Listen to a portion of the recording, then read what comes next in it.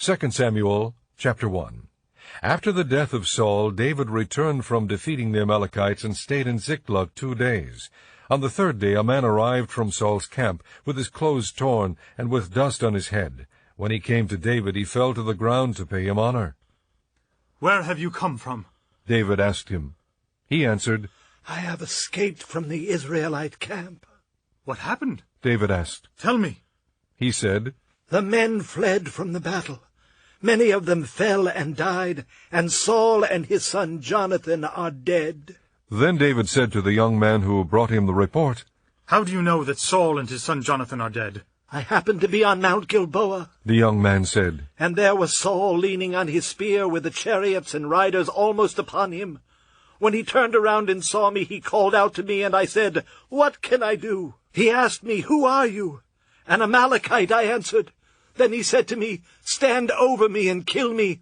I am in the throes of death, but I am still alive.' So I stood over him and killed him, because I knew that after he had fallen he could not survive.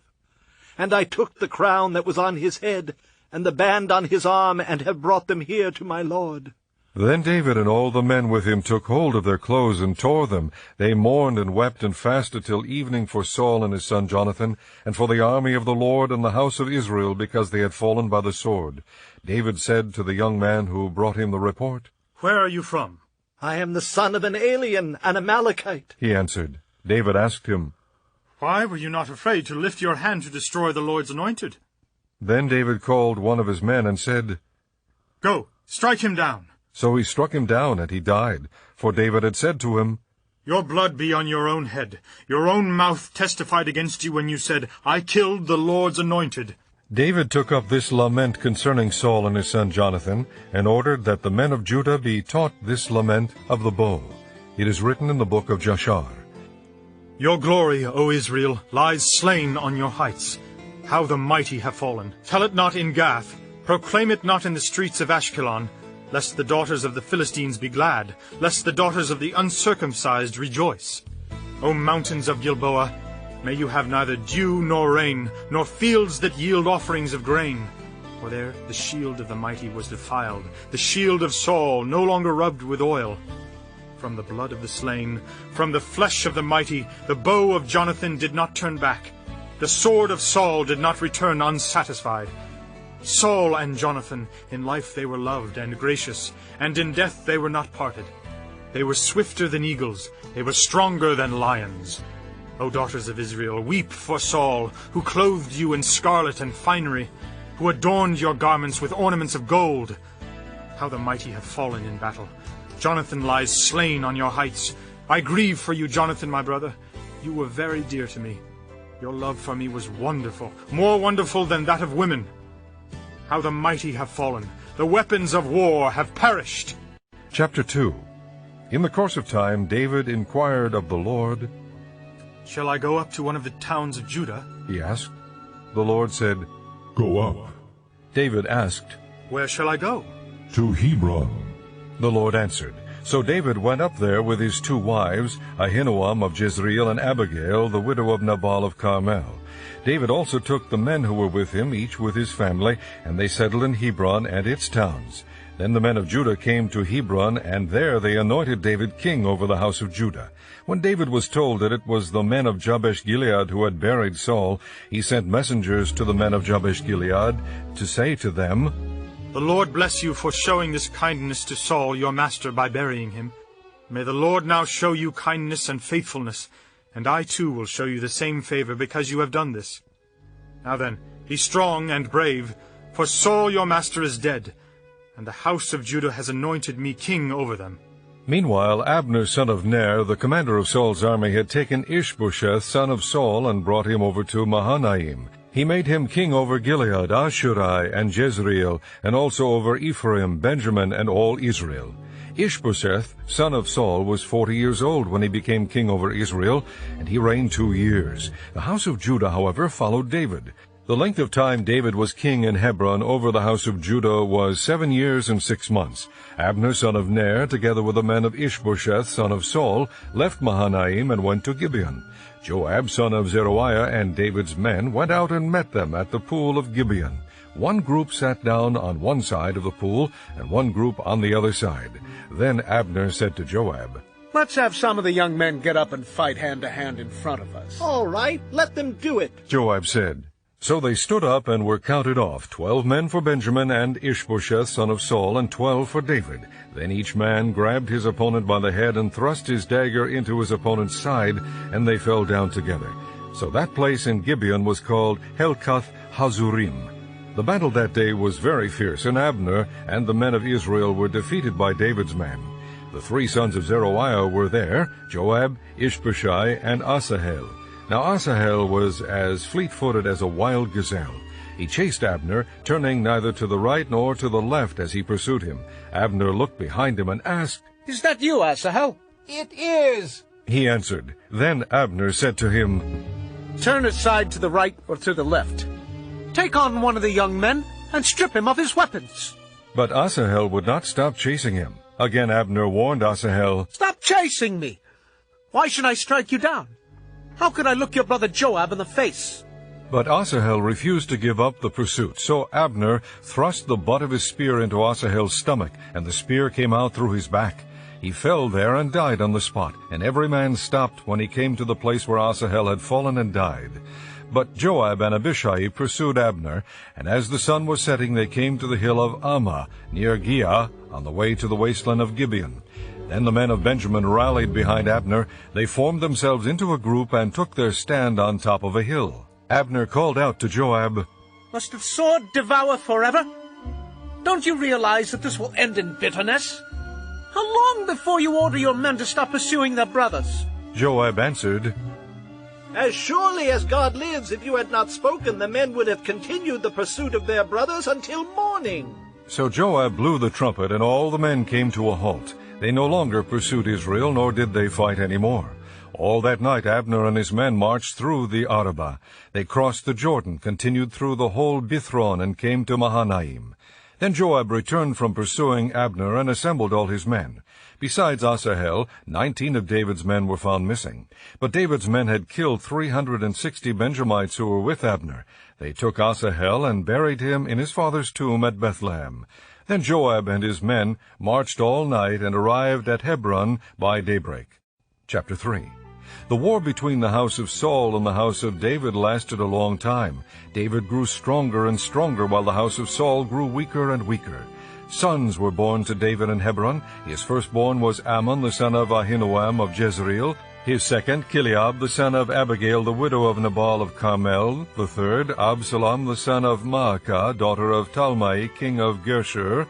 The fourth, Adonijah, the son of Haggith. The fifth, Shephatiah, the son of Abatal. And the sixth, Ithream, the son of David's wife Eglah. These were born to David in Hebron. During the war between the house of Saul and the house of David, Abner had been strengthening his own position in the house of Saul. Now Saul had had a concubine named Rizpah, daughter of Aiah.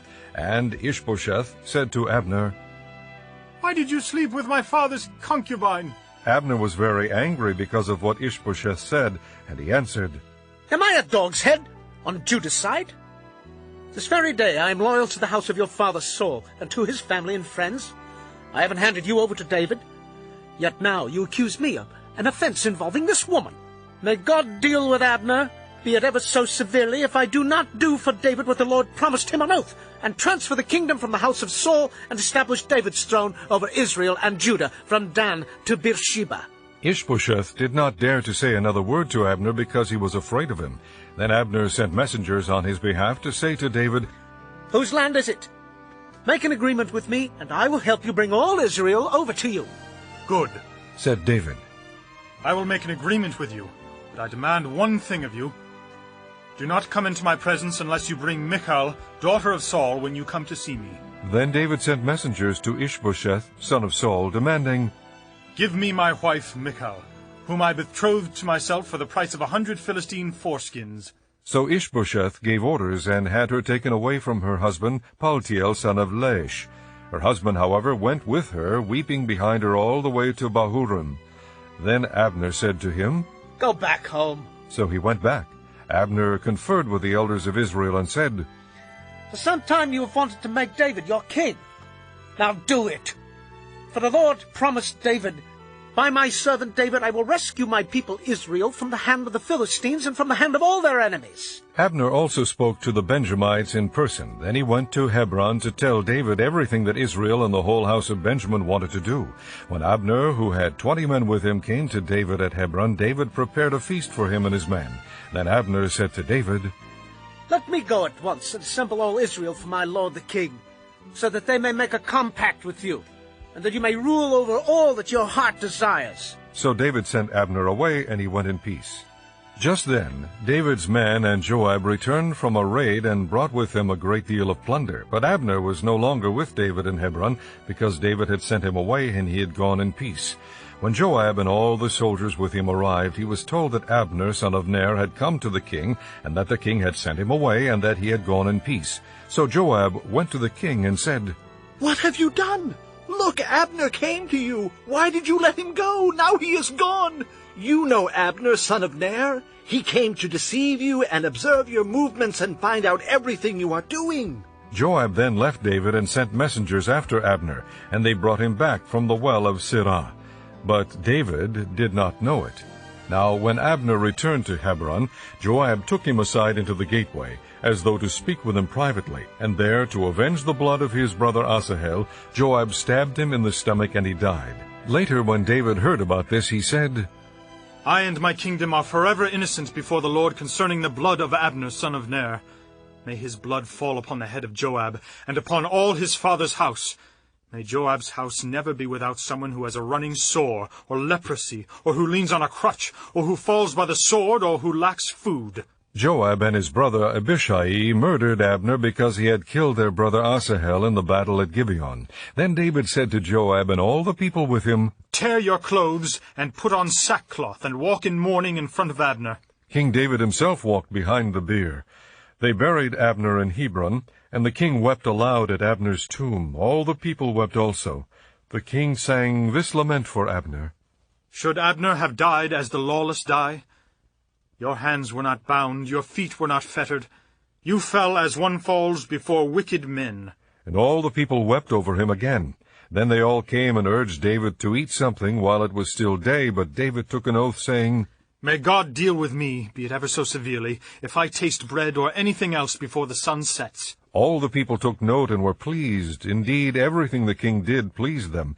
So on that day all the people and all Israel knew that the king had no part in the murder of Abner son of Ner. Then the king said to his men, Do you not realize that a prince and a great man has fallen in Israel this day? And today, though I am the anointed king, I am weak, and these sons of Zeruiah are too strong for me. May the Lord repay the evildoer according to his evil deeds. Chapter 4. When Ishbosheth son of Saul heard that Abner had died in Hebron, he lost courage, and all Israel became alarmed. Now Saul's son had 2 men who were leaders of raiding bands. One was named Baanah, and the other Rechab. They were sons of Rimmon the Beerothite, from the tribe of Benjamin. Beeroth is considered part of Benjamin, because the people of Beeroth fled to Gittaim and have lived there as aliens to this day. Jonathan, son of Saul, had a son who was lame in both feet. He was 5 years old when the news about Saul and Jonathan came from Jezreel. His nurse picked him up and fled, but as she hurried to leave, he fell and became crippled. His name was Mephibosheth. Now Rechab and Baanah, the sons of Rimmon the Beerothite, set out for the house of Ishbosheth, and they arrived there in the heat of the day while he was taking his noonday rest. They went into the inner part of the house as if to get some wheat, and they stabbed him in the stomach. Then Rechab and his brother Baanah slipped away. They had gone into the house while he was lying on the bed in his bedroom. After they stabbed and killed him, they cut off his head. Taking it with them, they traveled all night by way of the Arabah. They brought the head of Ishbosheth to David at Hebron, and said to the king, Here is the head of Ishbosheth, son of Saul, your enemy, who tried to take your life. This day the Lord has avenged my lord the king against Saul and his offspring. David answered Rechab and his brother Baanah, the sons of Rimmon the Beerothite, As surely as the Lord lives, who has delivered me out of all trouble, when a man told me Saul is dead and thought he was bringing good news, I seized him and put him to death in Ziklag. That was the reward I gave him for his news. How much more, when wicked men have killed an innocent man in his own house and on his own bed?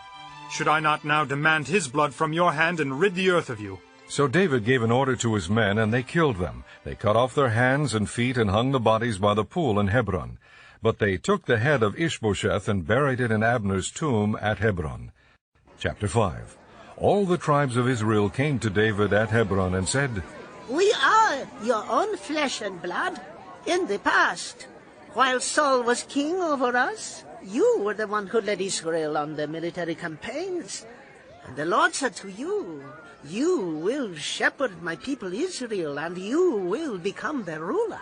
When all the elders of Israel had come to King David at Hebron, the king made a compact with them at Hebron before the Lord, and they anointed David king over Israel. David was 30 years old when he became king, and he reigned 40 years. In Hebron he reigned over Judah 7 years and 6 months, and in Jerusalem he reigned over all Israel and Judah 33 years. The king and his men marched to Jerusalem to attack the Jebusites who lived there. The Jebusites said to David, You will not get in here. Even the blind and the lame can ward you off. They thought, David cannot get in here. Nevertheless, David captured the fortress of Zion, the city of David.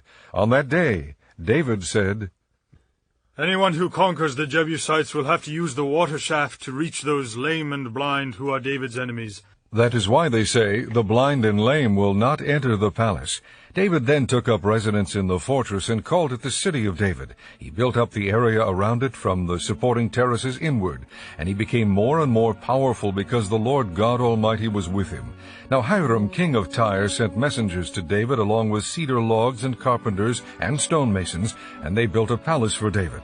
And David knew that the Lord had established him as king over Israel and had exalted his kingdom for the sake of his people Israel. After he left Hebron, David took more concubines and wives in Jerusalem, and more sons and daughters were born to him. These are the names of the children born to him there: Shammua, Shobab, Nathan, Solomon, Ibhar, Elishua, Nepheg, Japhia, Elishama, Eliada, and Eliphalet. When the Philistines heard that David had been anointed king over Israel, they went up in force to search for him. But David heard about it and went down to the stronghold. Now the Philistines had come and spread out in the valley of Rephaim. So David inquired of the Lord, Shall I go and attack the Philistines?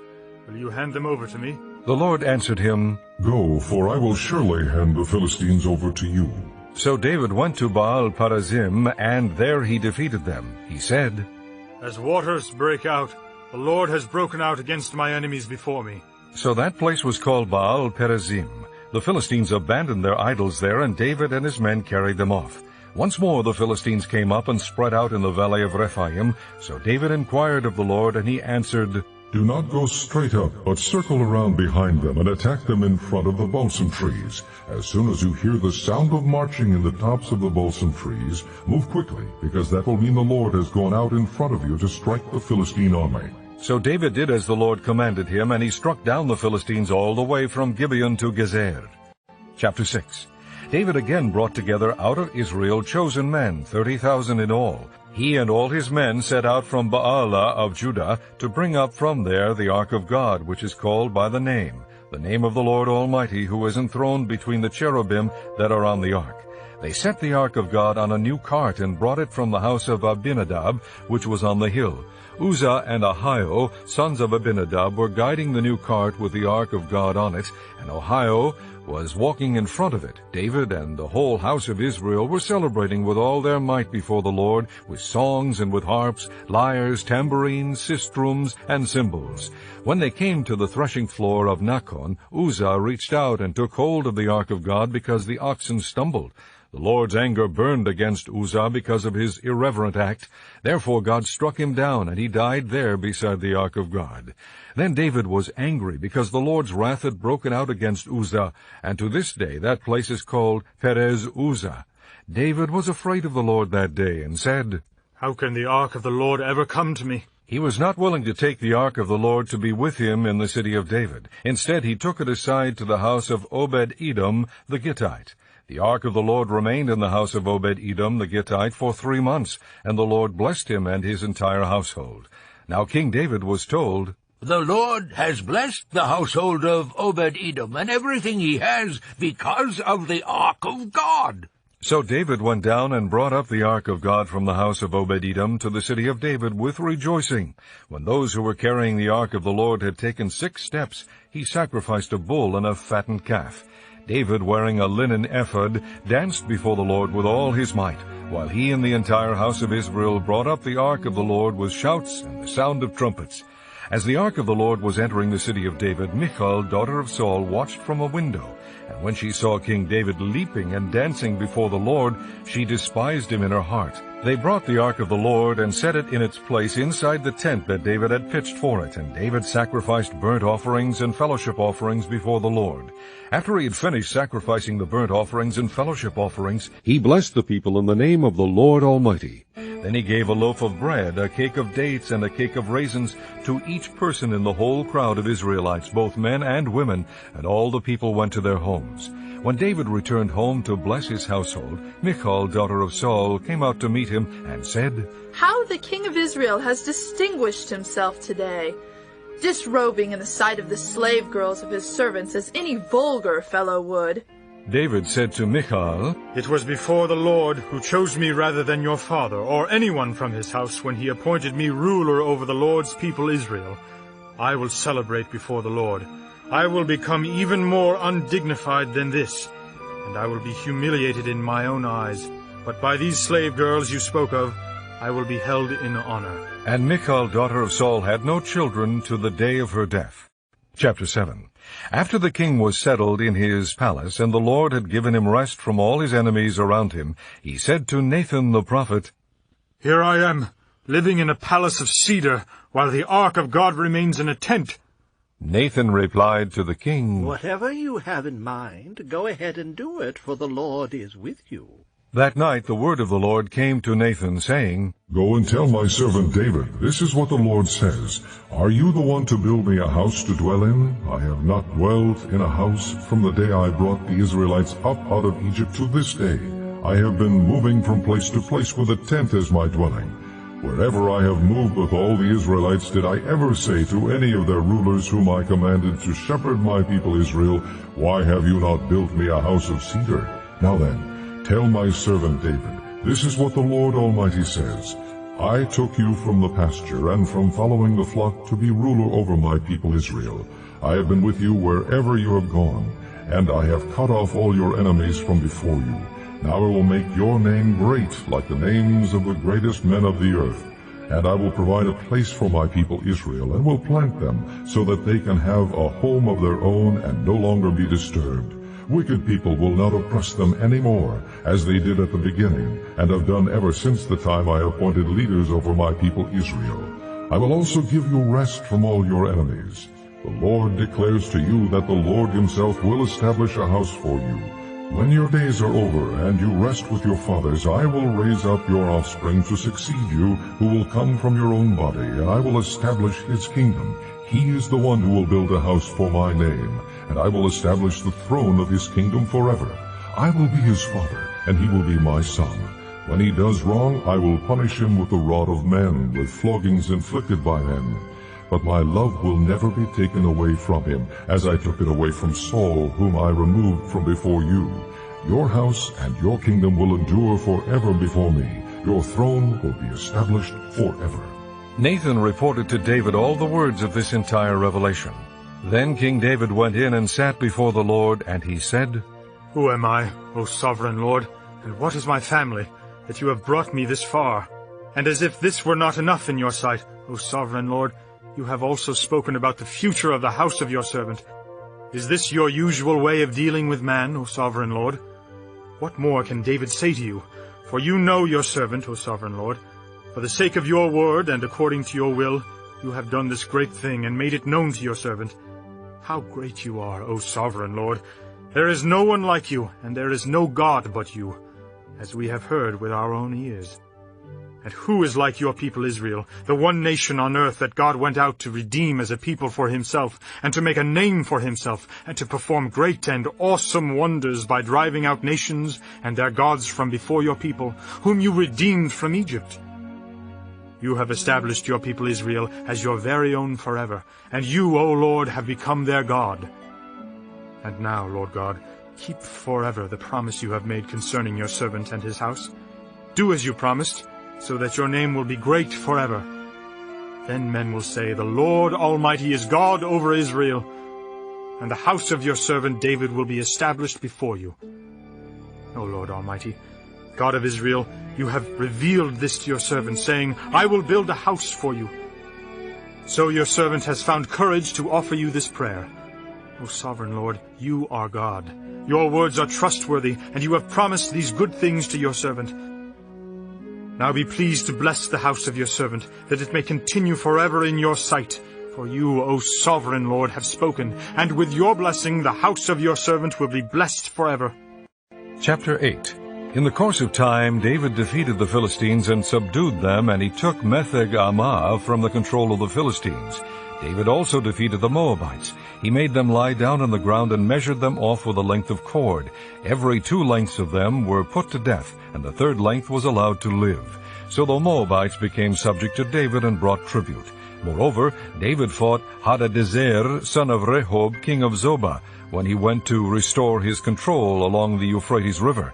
David captured 1,000 of his chariots, 7,000 charioteers, and 20,000 foot soldiers. He hamstrung all but 100 of the chariot horses. When the Arameans of Damascus came to help Hadadezer, king of Zobah, David struck down 22,000 of them. He put garrisons in the Aramean kingdom of Damascus, and the Arameans became subject to him and brought tribute. The Lord gave David victory wherever he went.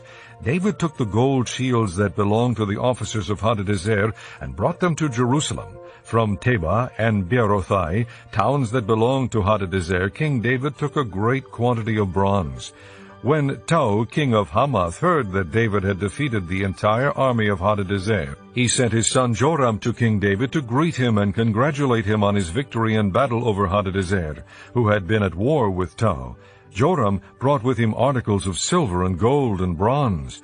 King David dedicated these articles to the Lord, as he had done with the silver and gold from all the nations he had subdued, Edom and Moab, the Ammonites and the Philistines, and Amalek. He also dedicated the plunder taken from Hadadezer, son of Rehob, king of Zobah.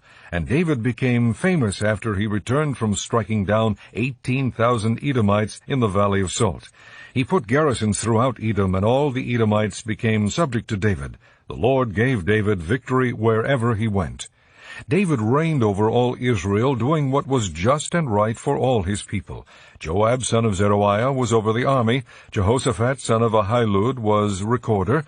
Zadok, son of Ahitub, and Ahimelech, son of Abiathar, were priests. Seraiah was secretary. Benaiah, son of Jehoiada, was over the Kerethites and Pelethites, and David's sons were royal advisers. Chapter 9.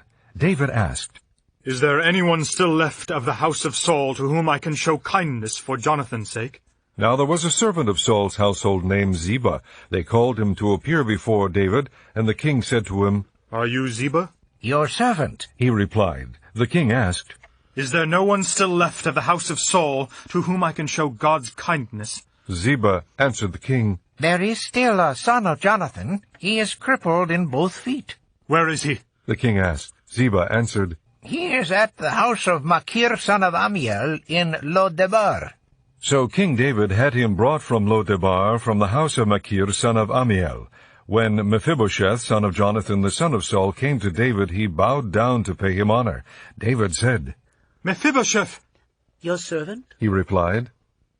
Don't be afraid, David said to him, for I will surely show you kindness for the sake of your father Jonathan. I will restore to you all the land that belonged to your grandfather Saul, and you will always eat at my table. Mephibosheth bowed down and said, What is your servant that you should notice a dead dog like me? Then the king summoned Ziba, Saul's servant, and said to him, I have given your master's grandson everything that belonged to Saul and his family. You and your sons and your servants are to farm the land for him, and bring in the crops, so that your master's grandson may be provided for. And Mephibosheth, grandson of your master, will always eat at my table. Now Ziba had 15 sons and 20 servants. Then Ziba said to the king, Your servant will do whatever my lord the king commands his servant to do. So Mephibosheth ate at David's table like one of the king's sons. Mephibosheth had a young son named Micah, and all the members of Ziba's household were servants of Mephibosheth. And Mephibosheth lived in Jerusalem because he always ate at the king's table, and he was crippled in both feet. Chapter 10. In the course of time the king of the Ammonites died, and his son Hanun succeeded him as king. David thought, I will show kindness to Hanun, son of Nahash, just as his father showed kindness to me. So David sent a delegation to express his sympathy to Hanun concerning his father. When David's men came to the land of the Ammonite nobles said to Hanun their lord, Do you think David is honoring your father by sending men to you to express sympathy? Hasn't David sent them to you to explore the city and spy it out and overthrow it? So Hanun seized David's men, shaved off half of each man's beard, cut off their garments in the middle at the buttocks, and sent them away.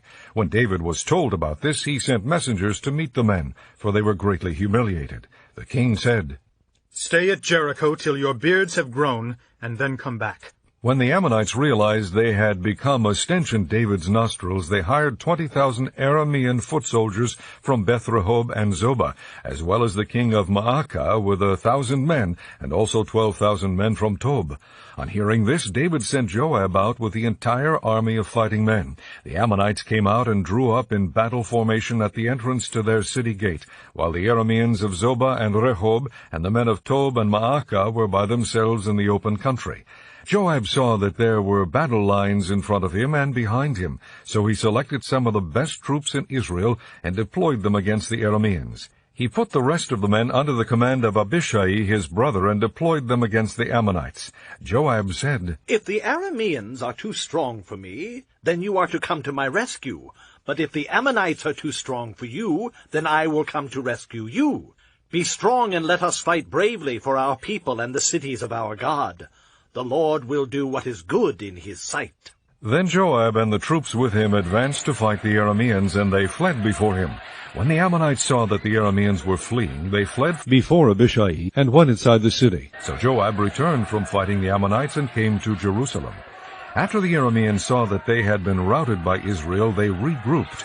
Hadadezer had Arameans brought from beyond the river. They went to Helam with Shobach, the commander of Hadadezer's army, leading them. When David was told of this, he gathered all Israel, crossed the Jordan, and went to Helam. The Arameans formed their battle lines to meet David and fought against him, but they fled before Israel, and David killed 700 of their charioteers and 40,000 of their foot soldiers. He also struck down Shobach, the commander of their army, and he died there.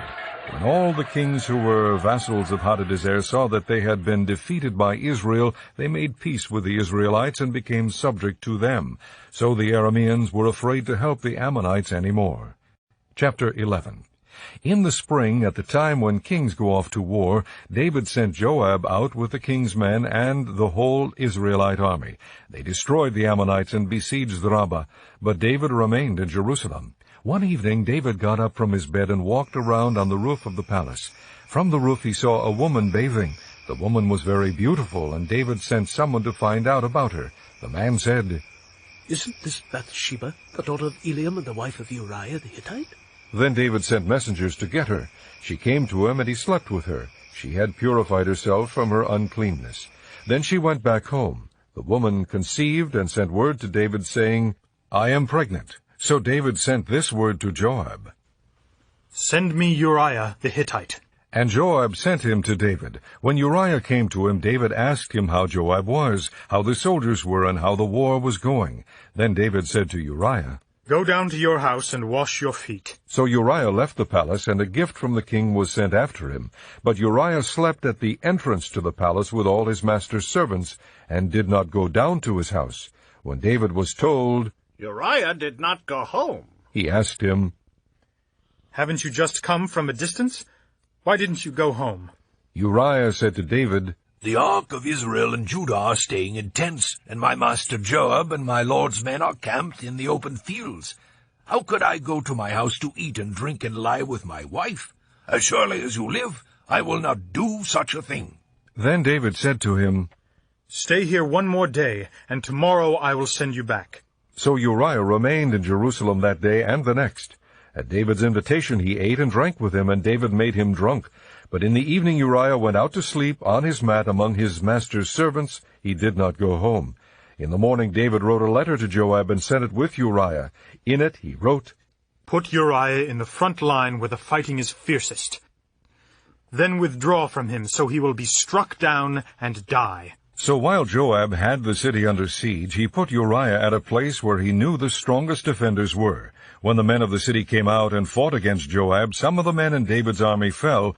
Moreover, Uriah the Hittite died. Joab sent David a full account of the battle. He instructed the messenger, "When you have finished giving the king this account of the battle, the king's anger may flare up, and he may ask you, 'Why did you get so close to the city to fight? Didn't you know they would shoot arrows from the wall? Who killed Abimelech, son of Jebusite? Didn't a woman throw an upper millstone on him from the wall so that he died in Thebez? Why did you get so close to the wall?' If he asks you this, then say to him, 'Also your servant Uriah the Hittite is dead.'" The messenger set out, and when he arrived, he told David everything Joab had sent him to say. The messenger said to David, The men overpowered us and came out against us in the open, but we drove them back to the entrance to the city gate. Then the archers shot arrows at your servants from the wall, and some of the king's men died. Moreover, your servant Uriah the Hittite is dead." David told the messenger, "Say this to Joab. Don't let this upset you. The sword devours one as well as another. Press the attack against the city and destroy it. Say this to encourage Joab." When Uriah's wife heard that her husband was dead, she mourned for him. After the time of mourning was over, David had her brought to his house, and she became his wife and bore him a son. But the thing David had done displeased the Lord. Chapter 12. The Lord sent Nathan to David. When he came to him, he said, "There were 2 men in a certain town, one rich and the other poor. The rich man had a very large number of sheep and cattle, but the poor man had nothing except one little ewe lamb he had bought. He raised it, and it grew up with him and his children. It shared his food, drank from his cup, and even slept in his arms. It was like a daughter to him. Now a traveler came to the rich man, but the rich man refrained from taking one of his own sheep or cattle to prepare a meal for the traveler who had come to him. Instead, he took the ewe lamb that belonged to the poor man and prepared it for the one who had come to him." David burned with anger against the man and said to Nathan, "As surely as the Lord lives, the man who did this deserves to die. He must pay for that lamb 4 times over, because he did such a thing and had no pity." Then Nathan said to David, "You are the man. This is what the Lord, the God of Israel, says. I anointed you king over Israel, and I delivered you from the hand of Saul. I gave your master's house to you, and your master's wives into your arms. I gave you the house of Israel and Judah. And if all this had been too little, I would have given you even more. Why did you despise the word of the Lord by doing what is evil in his eyes? You struck down Uriah the Hittite with the sword and took his wife to be your own. You killed him with the sword of the Ammonites. Now therefore the sword will never depart from your house, because you despised me and took the wife of Uriah the Hittite to be your own. This is what the Lord says. Out of your own household I am going to bring calamity upon you. Before your very eyes I will take your wives and give them to one who is close to you, and he will lie with your wives in broad daylight. You did it in secret, but I will do this thing in broad daylight before all Israel." Then David said to Nathan, "I have sinned against the Lord." Nathan replied, "The Lord has taken away your sin. You are not going to die. But because by doing this you have made the enemies of the Lord show utter contempt, the son born to you will die." After Nathan had gone home, the Lord struck the child that Uriah's wife had borne to David, and he became ill. David pleaded with God for the child. He fasted and went into his house and spent the nights lying on the ground. The elders of his household stood beside him to get him up from the ground, but he refused, and he would not eat any food with them. On the 7th day the child died. David's servants were afraid to tell him that the child was dead, for they thought, While the child was still living, we spoke to David, but he would not listen to us. How can we tell him the child is dead? He may do something desperate. David noticed that his servants were whispering among themselves, and he realized the child was dead. "Is the child dead?" He asked. Oh, yes, They replied. he is dead. Then David got up from the ground. After he had washed, put on lotions, and changed his clothes, he went into the house of the Lord and worshipped. Then he went to his own house, and at his request they served him food, and he ate. His servants asked him, "Why are you acting this way? While the child was alive, you fasted and wept, but now that the child is dead, you get up and eat." He answered, While the child was still alive, I fasted and wept. I thought, who knows? The Lord may be gracious to me and let the child live. But now that he is dead, why should I fast? Can I bring him back again? I will go to him, but he will not return to me. Then David comforted his wife Bathsheba, and he went to her and lay with her. She gave birth to a son, and they named him Solomon. The Lord loved him, and because the Lord loved him, he sent word through Nathan the prophet to name him Jedidiah. Meanwhile Joab fought against Rabbah of the Ammonites and captured the royal citadel. Joab then sent messengers to David, saying, I have fought against Rabbah and taken its water supply. Now muster the rest of the troops and besiege the city and capture it. Otherwise I will take the city, and it will be named after me. So David mustered the entire army and went to Rabbah and attacked and captured it. He took the crown from the head of their king. Its weight was a talent of gold, and it was set with precious stones, and it was placed on David's head. He took a great quantity of plunder from the city and brought out the people who were there, consigning them to labor with saws and with iron picks and axes, and he made them work at brick-making. He did this to all the Ammonite towns. Then David and his entire army returned to Jerusalem. Chapter 13. In the course of time, Amnon, son of David, fell in love with Tamar, the beautiful sister of Absalom, son of David. Amnon became frustrated to the point of illness on account of his sister Tamar, for she was a virgin, and it seemed impossible for him to do anything to her. Now Amnon had a friend named Jonadab, son of Shimeah, David's brother. Jonadab was a very shrewd man. He asked Amnon, "Why do you, the king's son, look so haggard morning after morning? Won't you tell me?" Amnon said to him, I'm in love with Tamar, my brother Absalom's sister. "Go to bed and pretend to be ill. Jonadab said, When your father comes to see you, say to him, I would like my sister Tamar to come and give me something to eat. Let her prepare the food in my sight, so I may watch her and then eat it from her hand." So Amnon lay down and pretended to be ill. When the king came to see him, Amnon said to him, I would like my sister Tamar to come and make some special bread in my sight, so I may eat from her hand.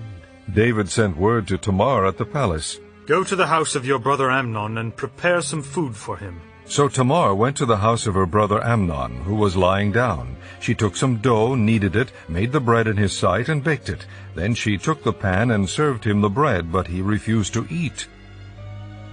Send everyone out of here. Amnon said. So everyone left him. Then Amnon said to Tamar, Bring the food here into my bedroom, so I may eat from your hand.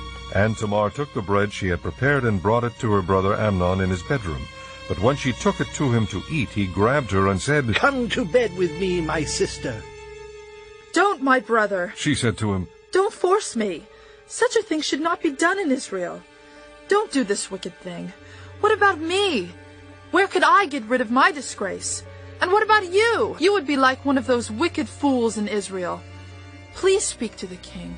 He will not keep me from being married to you. But he refused to listen to her, and since he was stronger than she, he raped her. Then Amnon hated her with intense hatred. In fact, he hated her more than he had loved her. Amnon said to her, Get up and get out. No, she said to him. Sending me away would be a greater wrong than what you have already done to me. But he refused to listen to her. He called his personal servant and said, Get this woman out of here and bolt the door after her. So his servant put her out and bolted the door after her. She was wearing a richly ornamented robe, for this was the kind of garment the virgin daughters of the king wore. Tamar put ashes on her head and tore the ornamented robe she was wearing. She put her hand on her head and went away, weeping aloud as she went.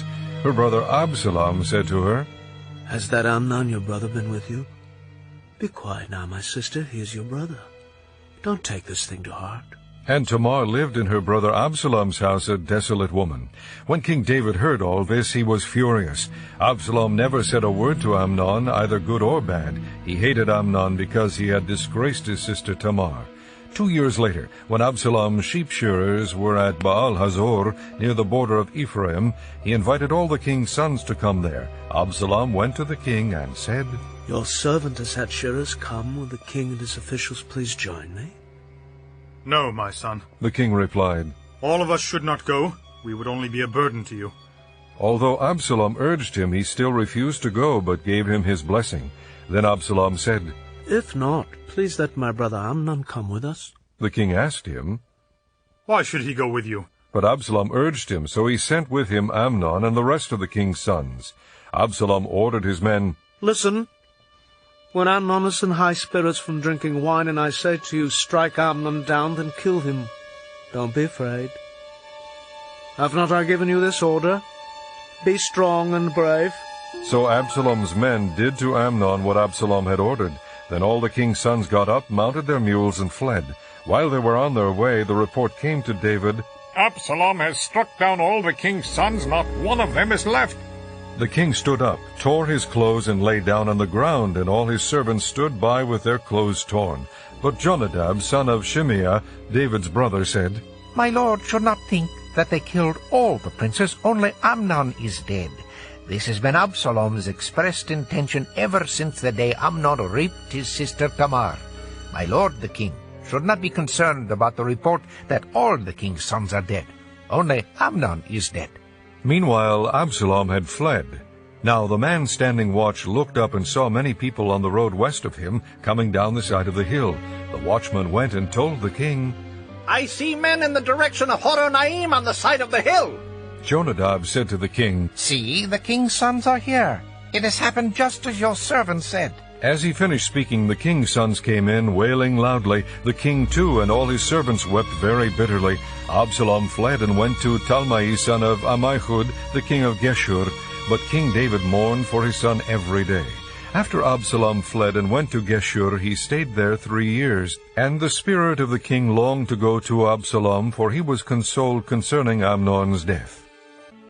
Chapter 14. Joab, son of Zeruiah, knew that the king's heart longed for Absalom. So Joab sent someone to Tekoa, and had a wise woman brought from there. He said to her, Pretend you are in mourning. Dress in mourning clothes and don't use any cosmetic lotions. Act like a woman who has spent many days grieving for the dead. Then go to the king and speak these words to him. And Joab put the words in her mouth. When the woman from Tekoa went to the king, she fell with her face to the ground to pay him honor. And she said, Help me, O king. The king asked her, What is troubling you? She said, I am indeed a widow. My husband is dead. I, your servant, had 2 sons. They got into a fight with each other in the field, and no one was there to separate them. One struck the other and killed him. Now the whole clan has risen up against your servant. They say, Hand over the one who struck his brother down, so that we may put him to death for the life of his brother whom he killed. Then we will get rid of the heir as well. They would put out the only burning coal I have left, leaving my husband neither name nor descendant on the face of the earth. The king said to the woman, Go home, and I will issue an order on your behalf.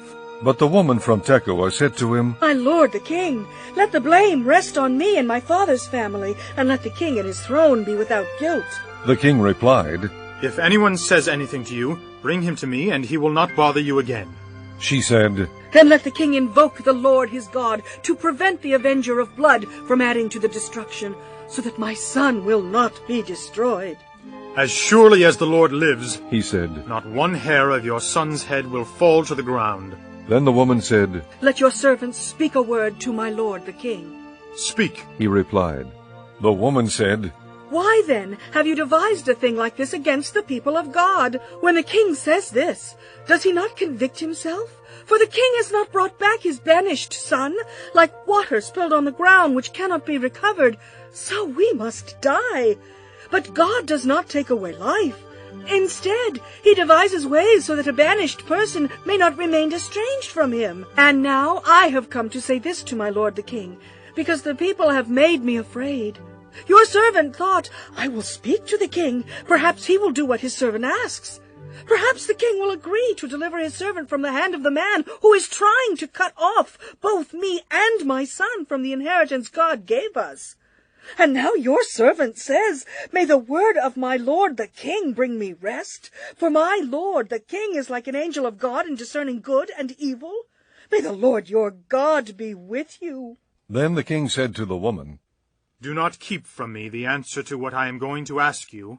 Let my lord the king speak. The woman said. The king asked, Isn't the hand of Joab with you in all this? The woman answered, As surely as you live, my lord the king, no one can turn to the right or to the left from anything my lord the king says. Yes, it was your servant Joab who instructed me to do this, and who put all these words into the mouth of your servant. Your servant Joab did this to change the present situation. My lord has wisdom like that of an angel of God. He knows everything that happens in the land. The king said to Joab, Very well, I will do it. Go, bring back the young man Absalom. Joab fell with his face to the ground to pay him honor, and he blessed the king. Joab said, Today your servant knows that he has found favor in your eyes, my lord the king, because the king has granted his servant's request. Then Joab went to Geshur and brought Absalom back to Jerusalem. But the king said, He must go to his own house. He must not see my face. So Absalom went to his own house and did not see the face of the king.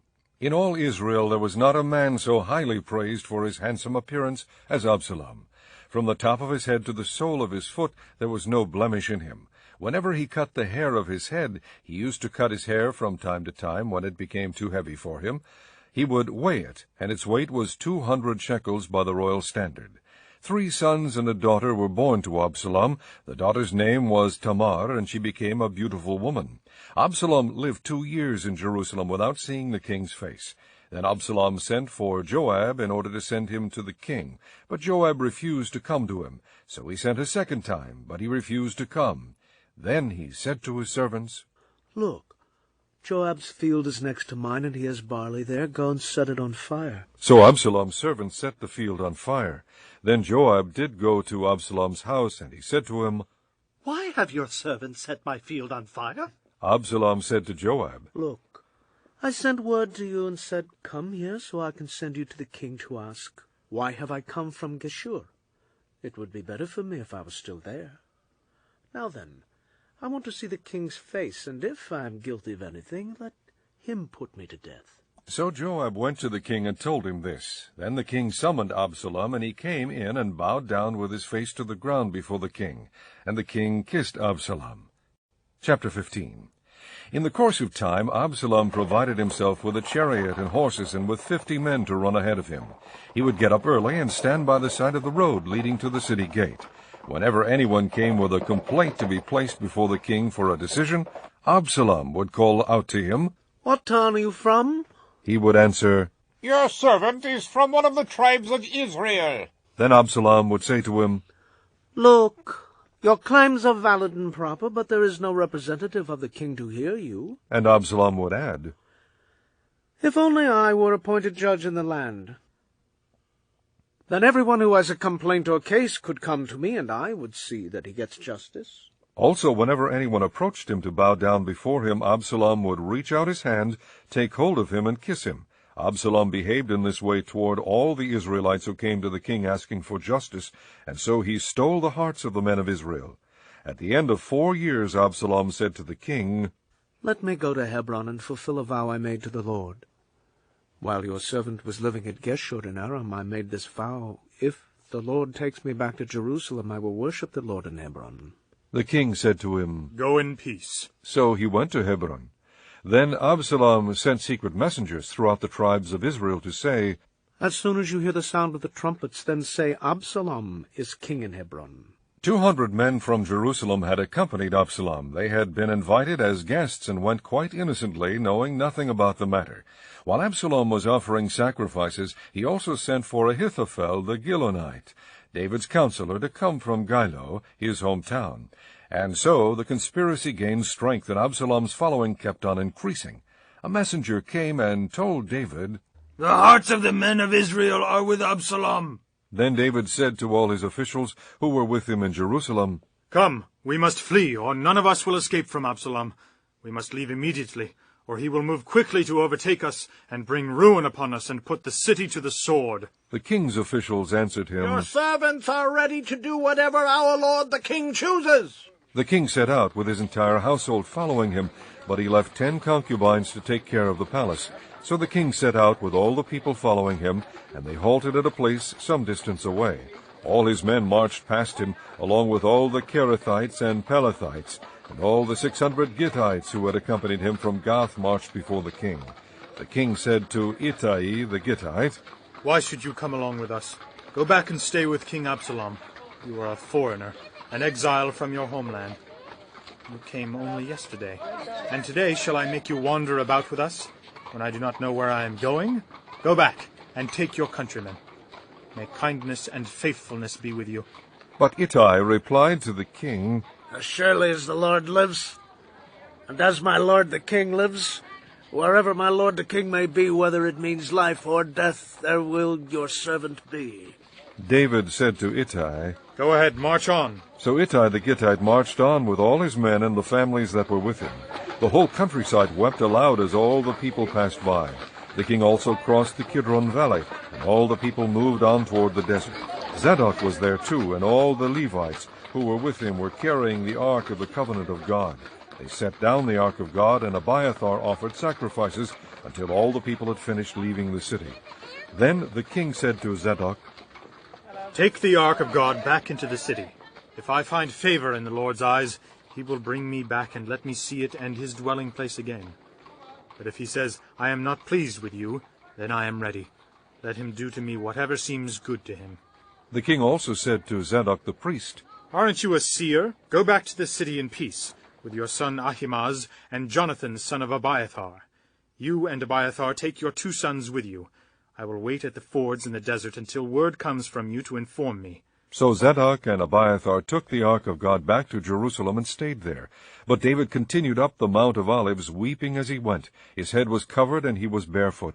All the people with him covered their heads too, and were weeping as they went up. Now David had been told, Ahithophel is among the conspirators with Absalom. So David prayed, O Lord, turn Ahithophel's counsel into foolishness. When David arrived at the summit, where people used to worship God, Hushai the Archite was there to meet him, his robe torn and dust on his head. David said to him, If you go with me, you will be a burden to me. But if you return to the city and say to Absalom, I will be your servant, O king. I was your father's servant in the past, but now I will be your servant. Then you can help me by frustrating Ahithophel's advice. Won't the priests Zadok and Abiathar be there with you? Tell them anything you hear in the king's palace. Their 2 sons, Ahimaaz, son of Zadok, and Jonathan, son of Abiathar, are there with them. Send them to me with anything you hear. So David's friend Hushai arrived at Jerusalem as Absalom was entering the city. Chapter 16. When David had gone a short distance beyond the summit, there was Ziba, the steward of Mephibosheth, waiting to meet him.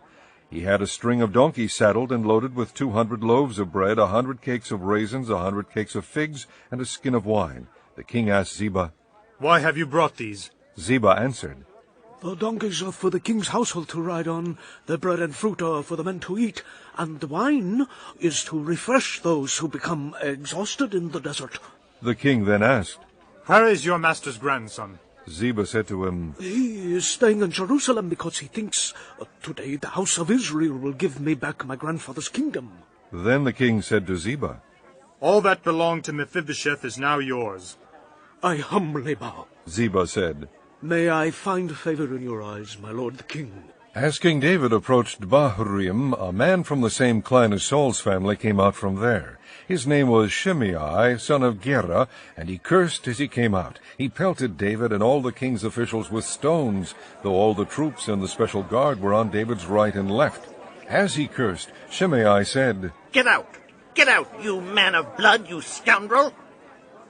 The Lord has repaid you for all the blood you shed in the household of Saul, in whose place you have reigned. The Lord has handed the kingdom over to your son Absalom.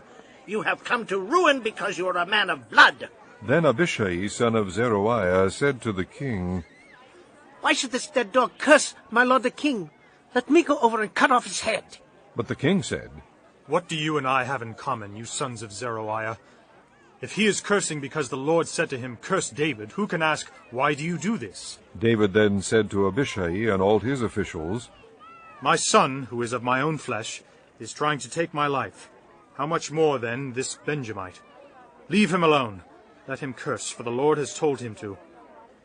It may be that the Lord will see my distress and repay me with good for the cursing I am receiving today." So David and his men continued along the road, while Shimei was going along the hillside opposite him, cursing as he went, and throwing stones at him, and showering him with dirt. The king and all the people with him arrived at their destination exhausted, and there he refreshed himself. Meanwhile Absalom and all the men of Israel came to Jerusalem, and Ahithophel was with him. Then Hushai the Archite, David's friend, went to Absalom and said to him, "Long live the king! Long live the king!" Absalom asked Hushai, "Is this the love you show your friend? Why didn't you go with your friend?" Hushai said to Absalom, "No, the one chosen by the Lord, by these people, and by all the men of Israel, his I will be, and I will remain with him. Furthermore, whom should I serve? Should I not serve the son, just as I served your father? So I will serve you." Absalom said to Ahithophel, "Give us your advice. What should we do?" Ahithophel answered, "Lie with your father's concubines, whom he left to take care of the palace. Then all Israel will hear that you have made yourself a stench in your father's nostrils, and the hands of everyone with you will be strengthened." So they pitched a tent for Absalom on the roof, and he lay with his father's concubines in the sight of all Israel. Now in those days the advice Ahithophel gave was like that of one who inquires of God. That was how both David and Absalom regarded all of Ahithophel's advice.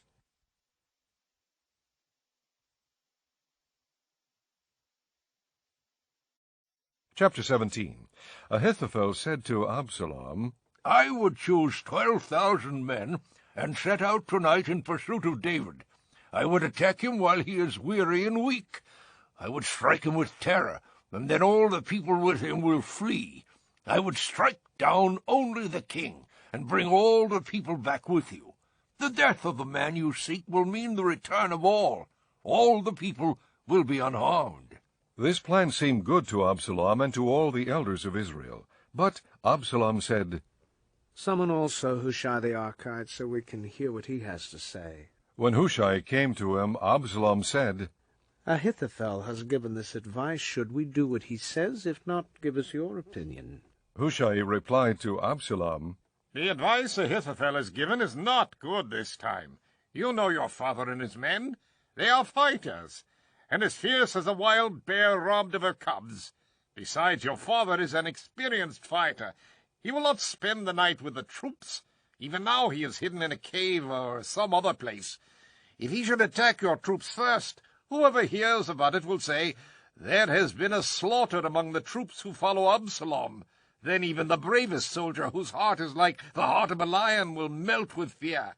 For all Israel knows that your father is a fighter, and that those with him are brave. So I advise you, let all Israel from Dan to Beersheba, as numerous as the sand on the seashore, be gathered to you, with you yourself leading them into battle. Then we will attack him wherever he may be found, and we will fall on him as dew settles on the ground.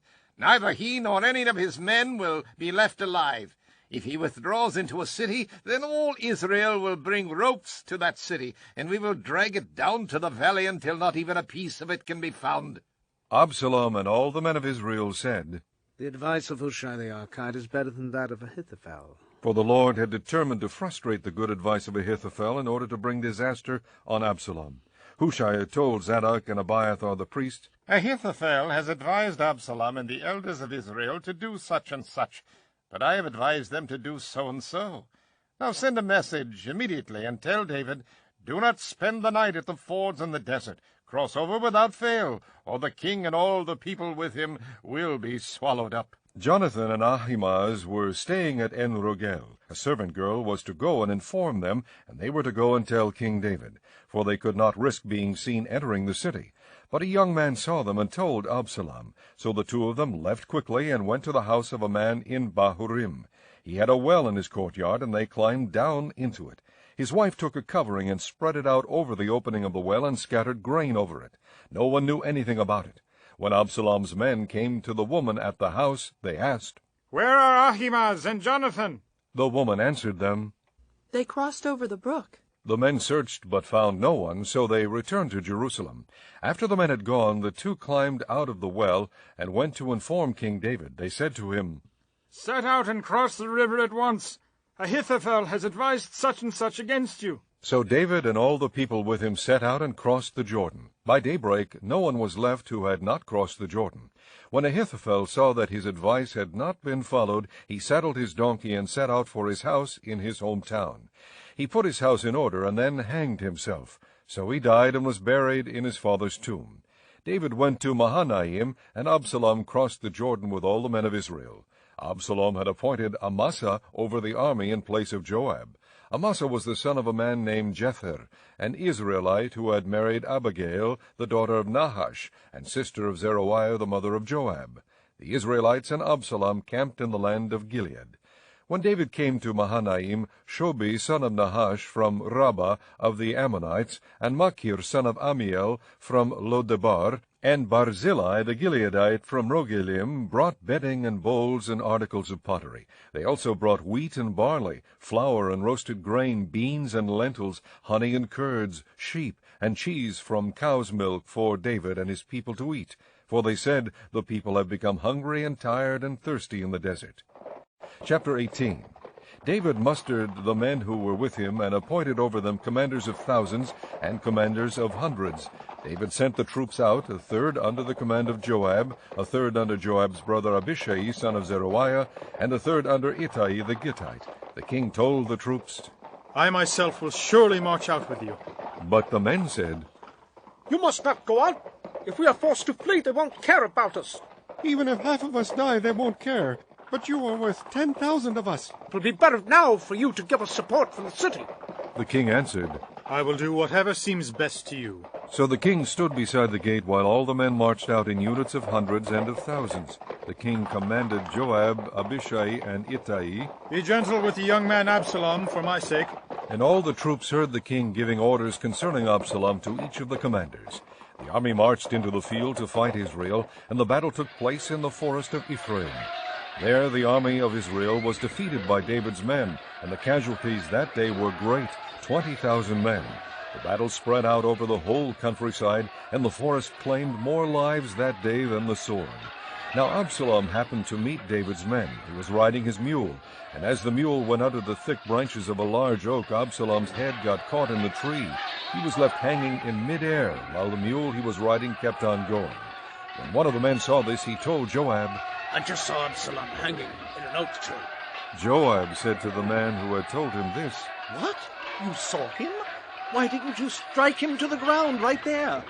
Then I would have had to give you 10 shekels of silver and a warrior's belt. But the man replied, Even if 1,000 shekels were weighed out into my hands, I would not lift my hand against the king's son. In our hearing, the king commanded you and Abishai and Ittai, protect the young man Absalom for my sake. And if I had put my life in jeopardy, and nothing is hidden from the king, you would have kept your distance from me. Joab said, I am not going to wait like this for you. So he took 3 javelins in his hand and plunged them into Absalom's heart while Absalom was still alive in the oak tree. And 10 of Joab's armor-bearers surrounded Absalom, struck him, and killed him. Then Joab sounded the trumpet, and the troops stopped pursuing Israel, for Joab halted them. They took Absalom, threw him into a big pit in the forest, and piled up a large heap of rocks over him. Meanwhile, all the Israelites fled to their homes. During his lifetime, Absalom had taken a pillar and erected it in the king's valley as a monument to himself, for he thought, I have no son to carry on the memory of my name. He named the pillar after himself, and it is called Absalom's monument to this day. Now Ahimaaz, son of Zadok, said, Let me run and take the news to the king that the Lord has delivered him from the hand of his enemies. You are not the one to take the news today. Joab told him. You may take the news another time, but you must not do so today, because the king's son is dead.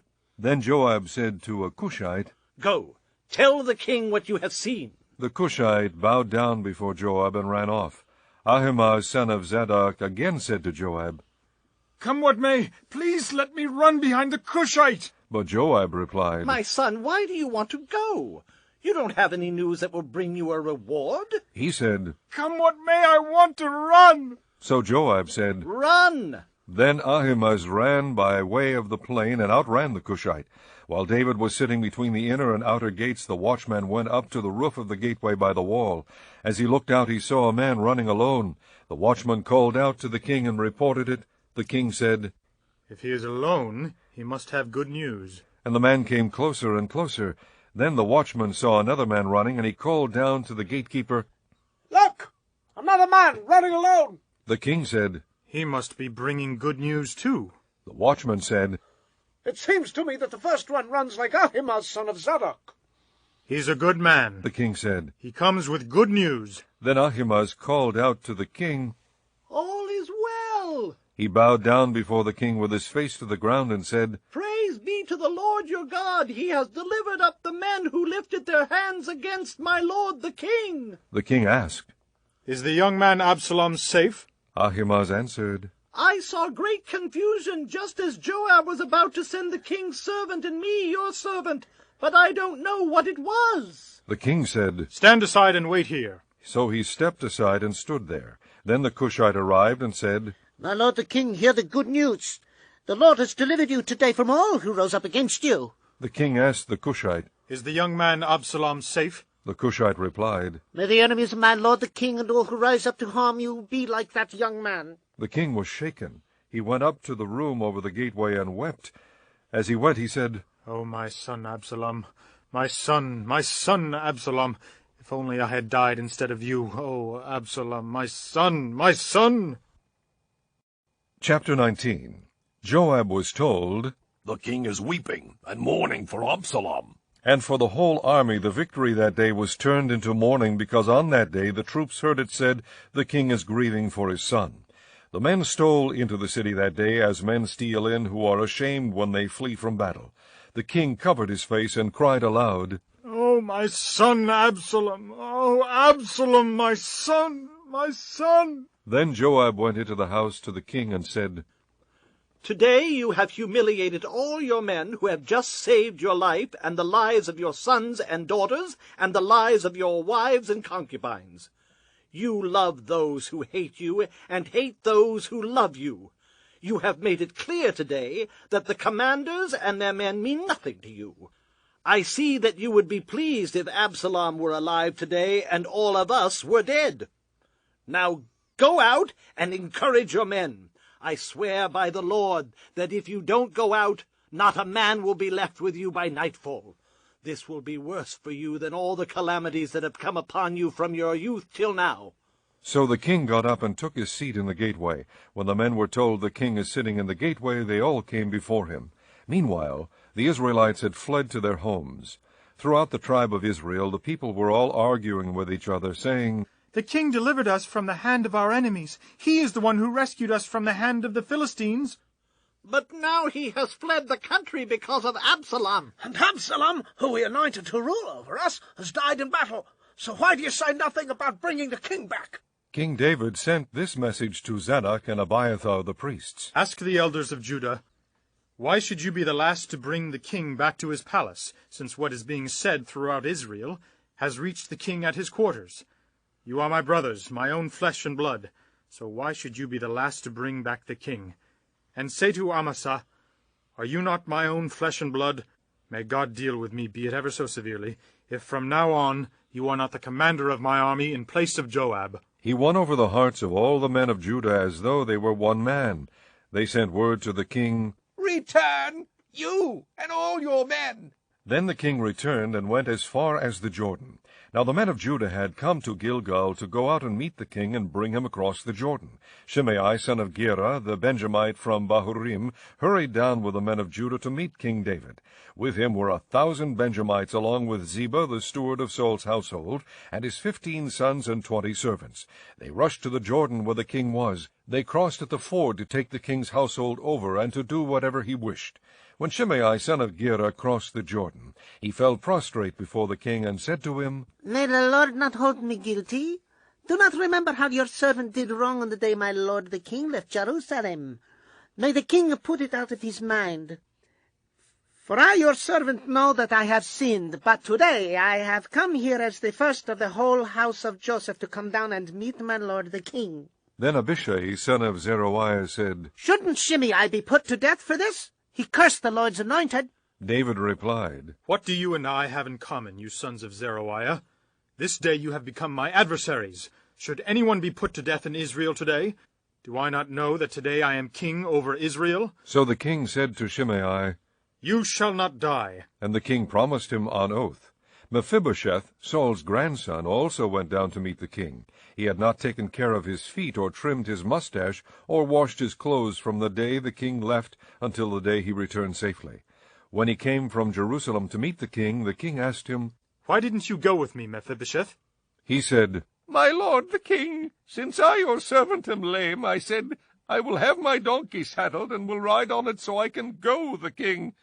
But Ziba my servant betrayed me, and he has slandered your servant to my lord the king. My lord the king is like an angel of God, so do whatever pleases you. All my grandfather's descendants deserve nothing but death from my lord the king, but you gave your servant a place among those who eat at your table.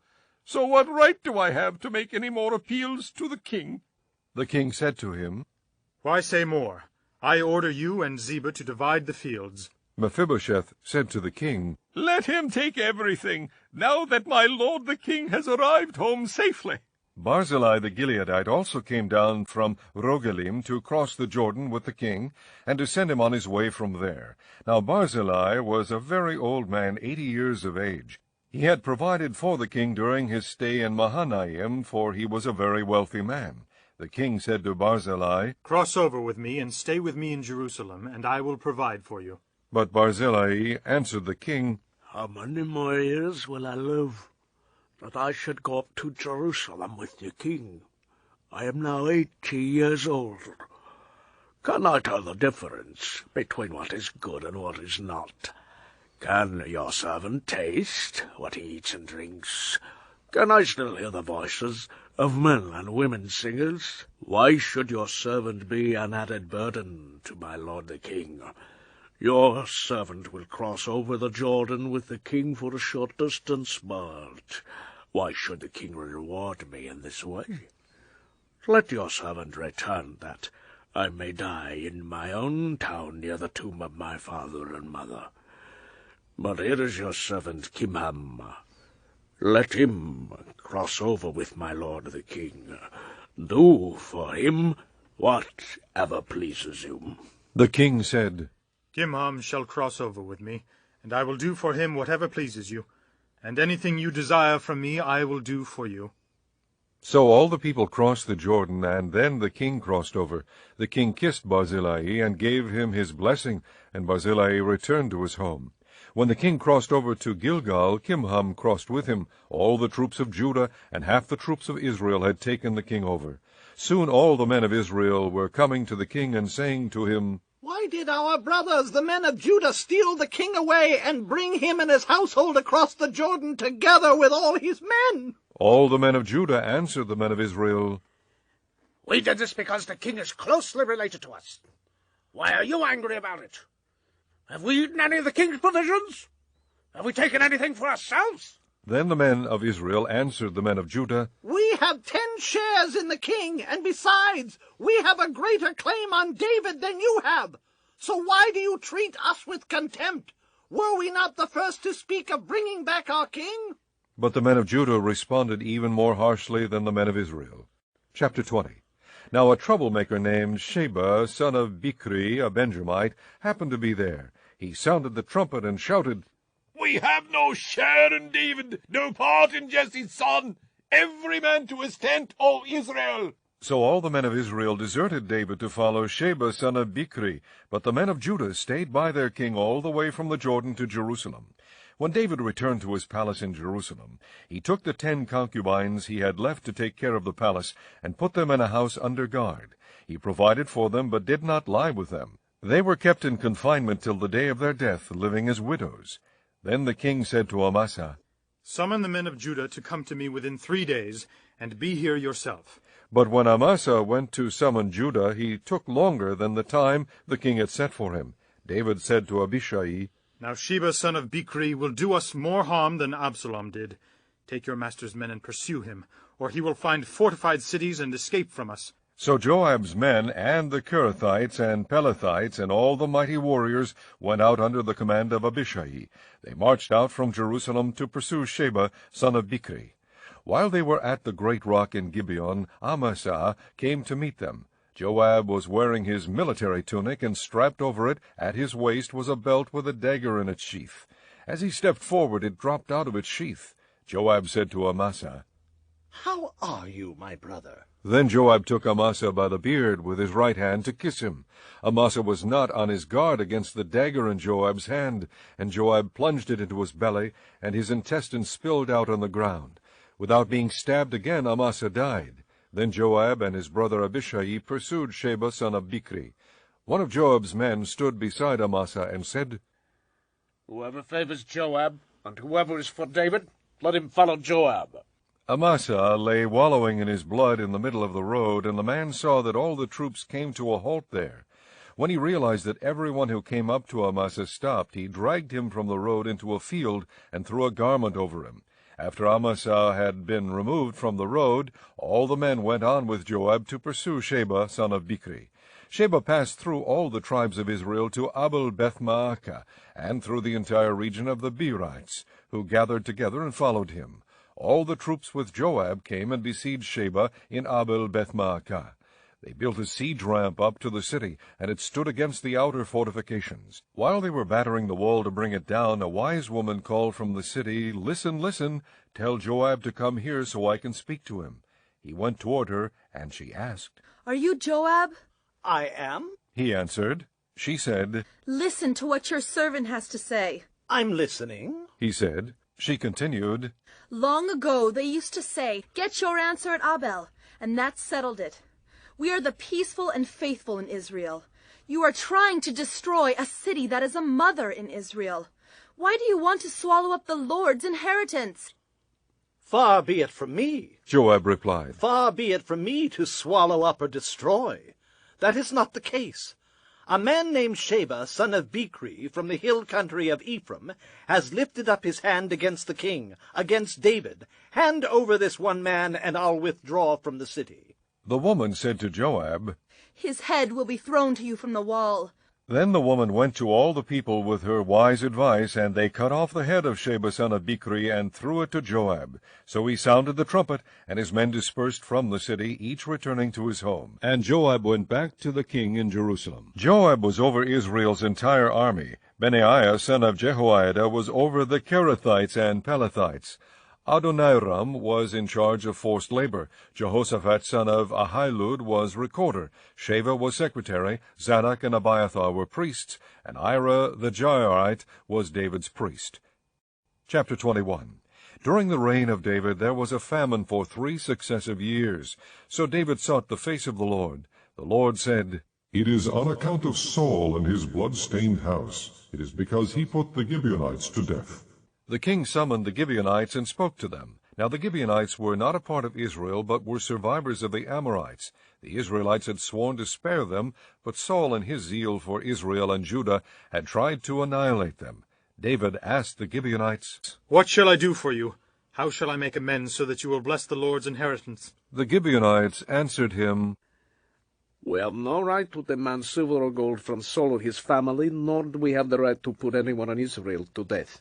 "What do you want me to do for you?" David asked. They answered the king, "As for the man who destroyed us and plotted against us so that we have been decimated and have no place anywhere in Israel, let 7 of his male descendants be given to us, to be killed and exposed before the Lord at Gibeah of Saul, the Lord's chosen one." So the king said, "I will give them to you." The king spared Mephibosheth, son of Jonathan, the son of Saul, because of the oath before the Lord between David and Jonathan, son of Saul. But the king took Armoni and Mephibosheth, the 2 sons of Aiah's daughters Rizpah, whom she had borne to Saul, together with the 5 sons of Saul's daughter Merab, whom she had borne to Adriel, son of Barzillai, the Mahalathite. He handed them over to the Gibeonites, who killed and exposed them on a hill before the Lord. All 7 of them fell together. They were put to death during the first days of the harvest, just as the barley harvest was beginning. Rizpah, daughter of Aiah, took sackcloth and spread it out for herself on a rock. From the beginning of the harvest till the rain poured down from the heavens on the bodies, she did not let the birds of the air touch them by day, or the wild animals by night. When David was told what Aiah's daughter Rizpah, Saul's concubine, had done, he went and took the bones of Saul and his son Jonathan from the citizens of Jabesh-Gilead. They had taken them secretly from the public square at Beth-shan, where the Philistines had hung them after they struck Saul down at Gilboa. David brought the bones of Saul and his son Jonathan from there, and the bones of those who had been killed and exposed were gathered up. They buried the bones of Saul and his son Jonathan in the tomb of Saul's father Kish, at Zelah in Benjamin, and did everything the king commanded. After that, God answered prayer in behalf of the land. Once again there was a battle between the Philistines and Israel. David went down with his men to fight against the Philistines, and he became exhausted. And Ishbi-benob, one of the descendants of Rapha, whose bronze spearhead weighed 300 shekels, and who was armed with a new sword, said he would kill David. But Abishai, son of Zeruiah, came to David's rescue. He struck the Philistine down and killed him. Then David's men swore to him, saying, Never again will you go out with us to battle, so that the lamp of Israel will not be extinguished. In the course of time there was another battle with the Philistines at Gob. At that time Sibbecai the Hushathite killed Saph, one of the descendants of Rapha. In another battle with the Philistines at Gob, Elhanan, son of Jare-Oregim, the Bethlehemite, killed Goliath the Gittite, who had a spear with a shaft like a weaver's rod. In still another battle which took place at Gath, there was a huge man with 6 fingers on each hand and 6 toes on each foot, 24 in all. He also was descended from Rapha. When he taunted Israel, Jonathan, son of Shimei, David's brother, killed him. These 4 were descendants of Rapha in Gath, and they fell at the hands of David and his men. Chapter 22. David sang to the Lord the words of this song when the Lord delivered him from the hand of all his enemies and from the hand of Saul. He said, The Lord is my rock, my fortress and my deliverer. My God is my rock, in whom I take refuge, my shield and the horn of my salvation. He is my stronghold, my refuge and my Savior. From violent men you save me. I call to the Lord, who is worthy of praise, and I am saved from my enemies. The waves of death swirled about me, the torrents of destruction overwhelmed me. The cords of the grave coiled around me, the snares of death confronted me. In my distress I called to the Lord. I called out to my God. From his temple he heard my voice. My cry came to his ears. The earth trembled and quaked. The foundations of the heavens shook. They trembled because he was angry. Smoke rose from his nostrils. Consuming fire came from his mouth. Burning coals blazed out of it. He parted the heavens and came down. Dark clouds were under his feet. He mounted the cherubim and flew. He soared on the wings of the wind. He made darkness his canopy around him, the dark rain clouds of the sky. Out of the brightness of his presence, bolts of lightning blazed forth. The Lord thundered from heaven. The voice of the Most High resounded. He shot arrows and scattered the enemies, bolts of lightning, and routed them. The valleys of the sea were exposed, and the foundations of the earth laid bare at the rebuke of the Lord, at the blast of breath from his nostrils. He reached down from on high and took hold of me. He drew me out of deep waters. He rescued me from my powerful enemy, from my foes who were too strong for me. They confronted me in the day of my disaster, but the Lord was my support. He brought me out into a spacious place. He rescued me because he delighted in me. The Lord has dealt with me according to my righteousness. According to the cleanness of my hands he has rewarded me. For I have kept the ways of the Lord. I have not done evil by turning from my God. All his laws are before me.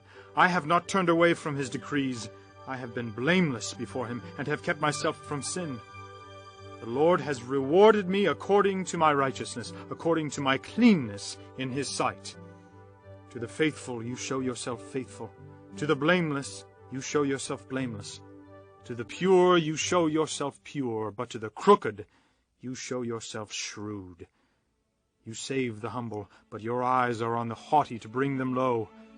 You are my lamp, O Lord. The Lord turns my darkness into light. With your help I can advance against a troop. With my God I can scale a wall. As for God, his way is perfect. The word of the Lord is flawless. He is a shield for all who take refuge in him. For who is God besides the Lord? And who is the rock except our God? It is God who arms me with strength and makes my way perfect. He makes my feet like the feet of a deer. He enables me to stand on the heights. He trains my hands for battle. My arms can bend a bow of bronze. You give me your shield of victory. You stoop down to make me great. You broaden the path beneath me, so that my ankles do not turn. I pursued my enemies and crushed them. I did not turn back till they were destroyed. I crushed them completely, and they could not rise. They fell beneath my feet. You armed me with strength for battle.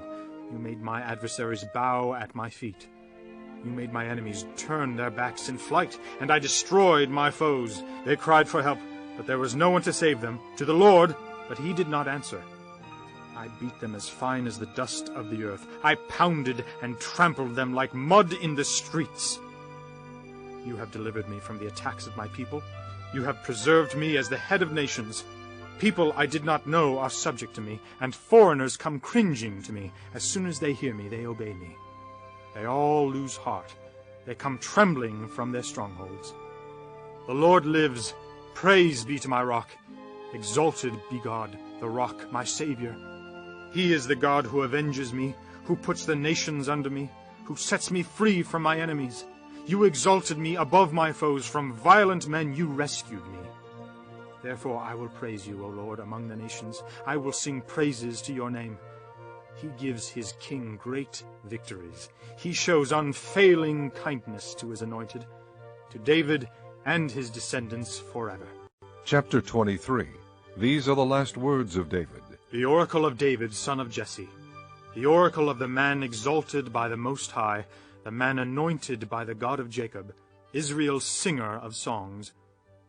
The Spirit of the Lord spoke through me. His word was on my tongue.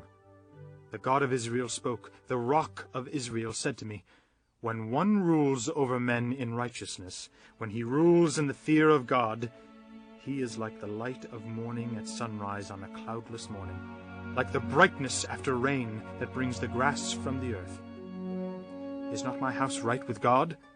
Has he not made with me an everlasting covenant, arranged and secured in every part? Will he not bring to fruition my salvation and grant me my every desire? But evil men are all to be cast aside like thorns, which are not gathered with the hand. Whoever touches thorns uses a tool of iron or the shaft of a spear. They are burned up where they lie. These are the names of David's mighty men. Josheb-Bashebeth, a Techemonite, was chief of the three. He raised his spear against 800 men, whom he killed in one encounter. Next to him was Eleazar, son of Dodai, the Ahohite. As one of the three mighty men, he was with David when they taunted the Philistines gathered at Pasdamim for battle.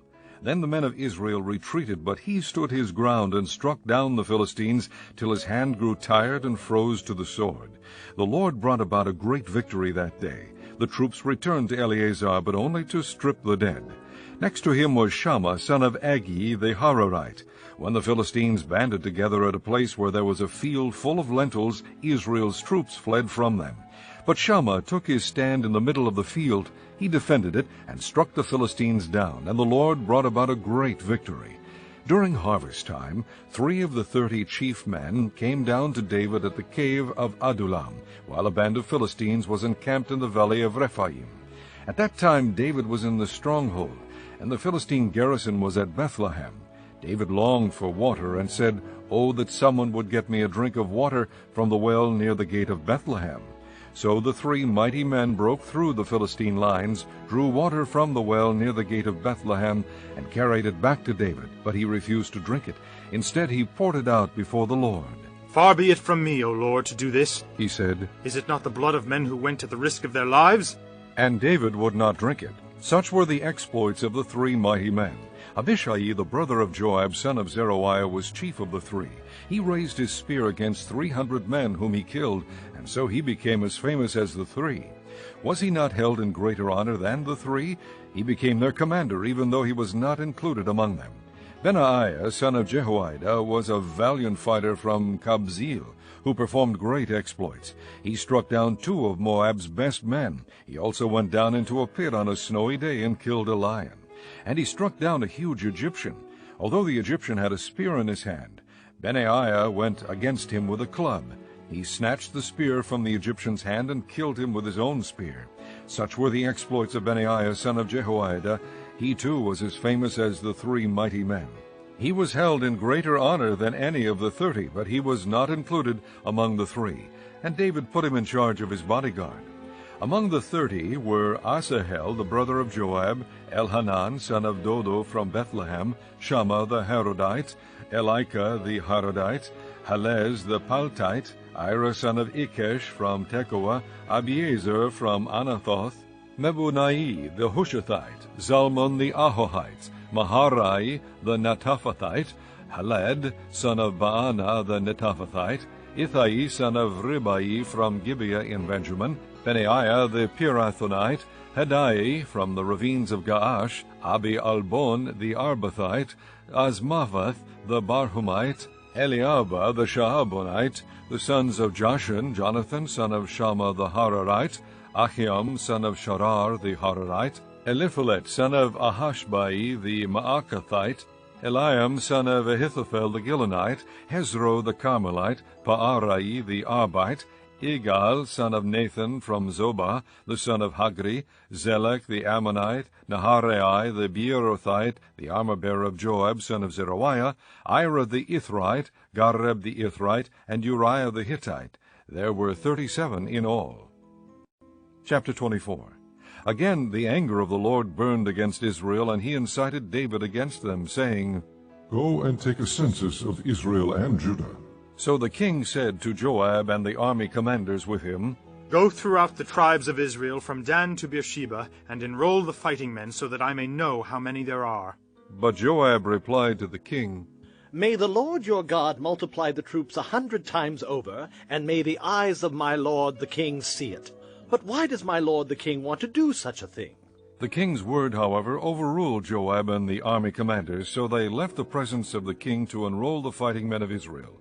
After crossing the Jordan, they camped near Aroer, south of the town in the gorge, and then went through Gad and on to Jazer.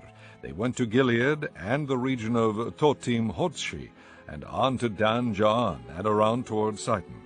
Then they went toward the fortress of Tyre and all the towns of the Hivites and Canaanites. Finally they went on to Beersheba in the Negev of Judah.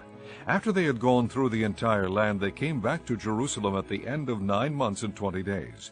Joab reported the number of the fighting men to the king. In Israel there were 800,000 able-bodied men who could handle a sword, and in Judah 500,000. David was conscience-stricken after he had counted the fighting men, and he said to the Lord, I have sinned greatly in what I have done. Now, O Lord, I beg you, take away the guilt of your servant. I have done a very foolish thing.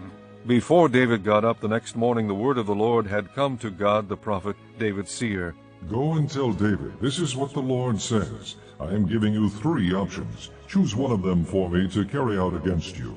So Gad went to David and said to him, Shall there come upon you 3 years of famine in your land, or 3 months of fleeing from your enemies while they pursue you, or 3 days of plague in your land? Now then, think it over and decide how I should answer the one who sent me. David said to Gad, I am in deep distress. Let us fall into the hands of the Lord, for his mercy is great, but do not let me fall into the hands of men. So the Lord sent a plague on Israel from that morning until the end of the time designated, and 70,000 of the people from Dan to Beersheba died. When the angel stretched out his hand to destroy Jerusalem, the Lord was grieved because of the calamity, and said to the angel who was afflicting the people, Enough. Withdraw your hand. The angel of the Lord was then at the threshing floor of Araunah the Jebusite. When David saw the angel who was striking down the people, he said to the Lord, I am the one who has sinned and done wrong. These are but sheep. What have they done? Let your hand fall upon me and my family. On that day God went to David and said to him, Go up and build an altar to the Lord on the threshing floor of Araunah the Jebusite. So David went up as the Lord had commanded through Gad. When Araunah looked and saw the king and his men coming toward him, he went out and bowed down before the king with his face to the ground. Araunah said, Why has my lord the king come to his servant? To buy your threshing floor, David answered. so I can build an altar to the Lord, that the plague on the people may be stopped. Araunah said to David, Let my lord the king take whatever pleases him and offer it up. Here are oxen for the burnt offering, and here are threshing sledges and ox yokes for the wood. O king, Araunah gives all this to the king. Araunah also said to him, May the Lord your God accept you. But the king replied to Araunah, No, I insist on paying you for it. I will not sacrifice to the Lord my God burnt offerings that cost me nothing. So David bought the threshing floor and the oxen and paid 50 shekels of silver for them. David built an altar to the Lord there and sacrificed burnt offerings and fellowship offerings. Then the Lord answered prayer in behalf of the land, and the plague on Israel was stopped.